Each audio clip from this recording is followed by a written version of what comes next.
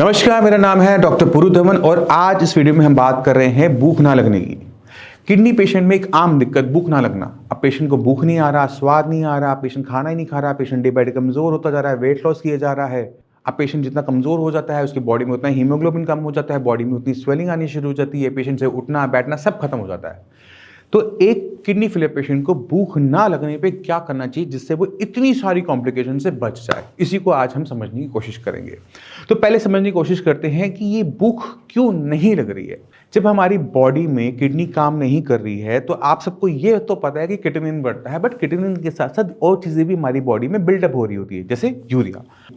अब यूरिया जब हमारे ब्लड में ज्यादा है तो वो हमारे ब्रेन में भी जा रहा होता है, ब्रेन को वो अपने नॉर्मल फंक्शन नहीं करने दे रहा होता, या फिर उसके फंक्शन जो होते हैं वो कम हो जाते हैं। तो जब हमारे पेट में हमें महसूस होता है भूख, तो हमें कौन महसूस करवाता है? पेट नहीं, पेट सिग्नल देता है ब्रेन को कि आपको भूख लगी है, खाना मांगो।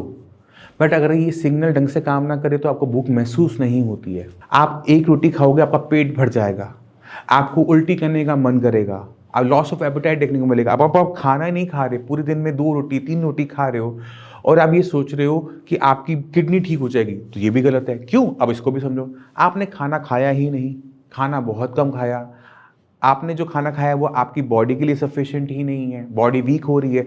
और जब बॉडी वीक हो रही है तो साथ साथ किडनी भी वीक हो रही है, क्योंकि खाना तो बॉडी ही किडनी को देती है। जब आपकी बॉडी के पास ही नहीं है तो किडनी के पास कैसे आएगा? अब आप चाहते हो कि किडनी काम ज़्यादा करे, कैसे कर लेगी? उसके पास तो एनर्जी ही नहीं है। भाई आपके घर में खिलौने विलौने होते हैं, देखिए सबने, उसमें सेल डलता है। अगर सेल कमज़ोर हो जाए, वीक हो जाए तो क्या होगा? चलेगा? नहीं चलेगा, चलेगा तो स्लो चलेगा। तो आपने अपनी बॉडी के अंदर एनर्जी डालनी है जिससे किडनी की फंक्शनिंग बढ़े। बट ध्यान के रखना है कि खाना वो खाना है जिससे क्रिएटिनिन ना बढ़े। बट ऐसा नहीं है, आपको समझना पड़ेगा अपनी बॉडी को और अपनी कंडीशन को। आपको सबसे पहला काम क्या करना है? अपनी बॉडी के यूरिया लेवल्स को डाउन करने की कोशिश करनी है। और आपने खाने पीने में वो ध्यान रखना है जिससे आपकी बॉडी में टॉक्सिक बिल्डअप ना हो, जिससे आपकी एपेटाइट खुलकर आए। तो हमें सबसे पहला काम ये करना पड़ता है कि मेडिसिन की हेल्प से ब्लड को क्लीन अप करना स्टार्ट करना पड़ता है। और जैसे ही आपका ब्लड थोड़ा सा भी 5-10% भी आपका क्लीन अप होना शुरू होगा तो क्या होगा? आपकी एकदम तेजी से भूख खुलनी शुरू होगी, पेट में मरोड़ उठने शुरू होंगे, खाना मांगना शुरू करोगे। और ये सबसे अच्छा साइन होता है और यहीं से पेशेंट की रिकवरी शुरू होती है। ये पहला सिम्टम है जो ये बताता है कि जो मेडिसिन मैं कर रहा हूँ, जो ट्रीटमेंट मैं कर रहा हूँ वो सही चल रहा है नहीं चल रहा। क्योंकि जैसे ही मैंने अपना खाना बढ़ाया, मेरी बॉडी में एनर्जी आई, मेरे के पास एनर्जी आई तो मेरी किडनी के पास एनर्जी आई, किडनी के पास एनर्जी आई तो किडनी ने काम अच्छा किया, किडनी ने काम अच्छा किया तो क्रिएटिनिन यूरिया को बाहर ज़्यादा निकाला और मेरी condition day by day better होती चली गई। आपको अपनी जो ये खोई हुई क्षमता है खाना खाने की, इसको वापस लाने के लिए थोड़ी सी मेडिसिन करनी पड़ती है और इसमें मैं किसी भी टाइप की मदद नहीं कर पाता।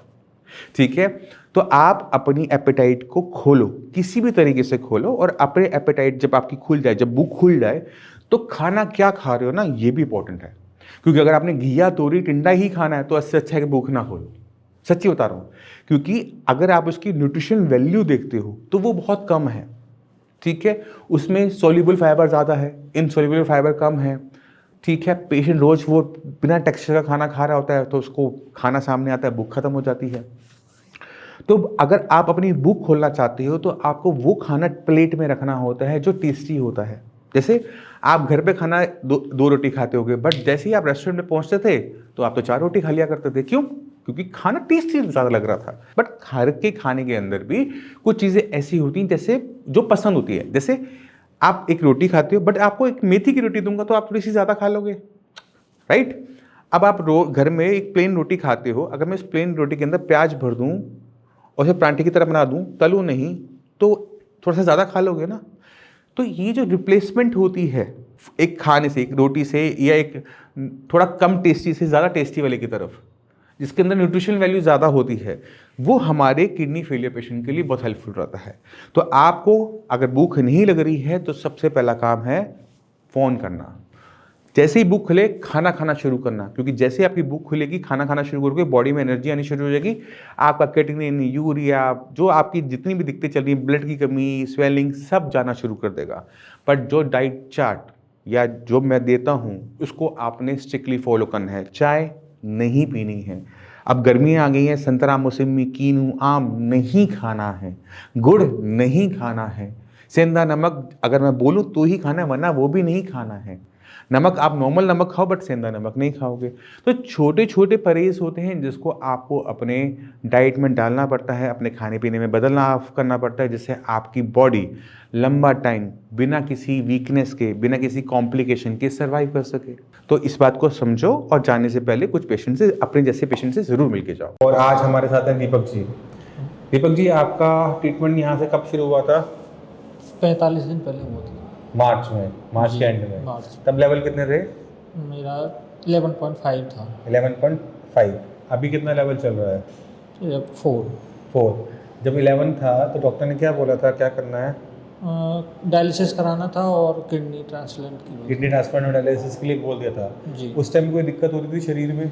नहीं, कोई सिम्टम नहीं थे मुझे। सिम्टम नहीं थे। जी। और अभी कोई दिक्कत? नहीं, अब भी कोई दिक्कत नहीं है। ठीक है। आपको पता है किडनी क्यों खराब हुई? बीपी की वजह से बताते हैं कि बीपी हाँ। हाई की वजह से। आपकी जो बीपी हाई बना रहता था उसकी जी। वजह से किडनी को नुकसान हुआ। जी। किडनी आपकी, अगर हम अल्ट्रासाउंड करवाएंगे तो आपकी किडनी सिकुड़ी हुई आएगी, जी। छोटी आएगी। अगर बीपी आपका बना रहेगा तो किडनी का नुकसान कॉन्टिन्यूसली चलता रहता है। इसलिए जी। हमने पहला काम क्या किया, आपका बीपी कंट्रोल में लेकर आए। जी। बीपी अभी भी हाई है बट पहले से ज़्यादा कंट्रोल में है। हाँ। अब नॉर्मल के पास है, इस वजह से हमारे जो लेवल्स हैं 45 दिन में 11-12 से जी। 4 पर आए हैं। जी। ठीक है। हीमोग्लोबिन की दिक्कत अभी आपकी बनी हुई है, लेवल आपके 7 आ रहे हैं, तो जी। उस पर थोड़ा सा हमें काम करना पड़ेगा। जी। तो आपने खुद देखा कि दीपक जी के जो लेवल हैं वो 45 दिन में 12 से लेकर 4 तक आए हैं, और इसके पीछे रीज़न बहुत सिंपल सा रहा। इनकी बीमारी का, किडनी फेलियर का जो जड़ था वो उनका हाई ब्लड प्रेशर था। अगर हम हाई ब्लड प्रेशर पे काम ना करते तो ये लेवल हमें डाउन होते हुए नजर ना आते। तो जितने भी किडनी फेलियर के पेशेंट हैं जिनकी किडनी बीपी से खराब हो रही है, शुगर से खराब हो रही है, तो उनको चाहिए कि सबसे पहले उस बीमारी पर काम करें जिसकी वजह से किडनी खराब हो रही है। अगर एक बार हम उस पर काम करना शुरू करते हैं तो किडनी लेवल बहुत स्पीड से डाउन होने शुरू हो जाते हैं, क्योंकि अब किडनी को वो माहौल मिल जाता है जिसमें किडनी अपने काम के फंक्शन को बढ़ा सके। ठीक है। अब जो छोटी मोटी दिक्कतें होती हैं, जैसे खून का ना बनना, खून जैसे आपका 7 पॉइंट चल रहा है, वो एक दिक्कत होती है। वो इसलिए हो रही होती है क्योंकि आपकी बॉडी में एरिथ्रोपोइटिन नहीं बन पा रहा, बन रहा है, कम बन रहा है। अगर एरिथ्रोपोइटिन ब्लड में कम हो जाता है तो खून बनना कम हो जाता है। अगर खून बनना कम हो जाएगा तो खून की वजह से दिक्कतें पैदा होती हैं, जैसे थकावट है, सांस का फूलना है।